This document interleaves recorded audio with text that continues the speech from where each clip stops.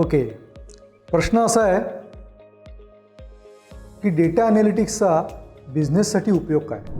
खूप चांगला प्रश्न आहे. तर डेटा ॲनालिटिक्सचा बिझनेससाठी मुख्य उपयोग हा आपल्या डेटाचा म्हणजे आपल्या आत्तापर्यंत झालेल्या सेलचा, आतापर्यंत झालेल्या आपल्या प्रॉफिटचा किंवा रेव्हेन्यूचा हा पुढच्या वर्षी, त्याच्या पुढच्या वर्षी काय नेमका आणखीन आपल्याला फायदा होऊ शकतो हे दाखवण्यासाठी आहे. म्हणजे यावर्षी जर माझा सेल इतका झाला असेल तर पुढच्या वर्षी माझा सेल किती होऊ शकतो, यावर्षी माझा प्रॉफिट इतका झाला असेल तर त्याच्या पुढच्या वर्षी माझा प्रॉफिट किती होऊ शकतो, असं 1 वर्ष, 2 वर्ष, 3 वर्षाचं प्रोजेक्शन करण्यासाठी मुख्यतः डेटा ॲनालिटिक्सचा उपयोग केला जातो. आणि तो सगळा उपयोग हा आत्तापर्यंत झालेला सेल, आत्तापर्यंत असलेला रेव्हेन्यू, आत्तापर्यंत झालेला प्रॉफिट या डेटाच्या बेसवरती तो आपल्याला प्रोजेक्शन करता येतं आणि त्यासाठी म्हणून डेटा ॲनालिटिक्सचा मुख्य आपण वापर करतो. थँक्यू.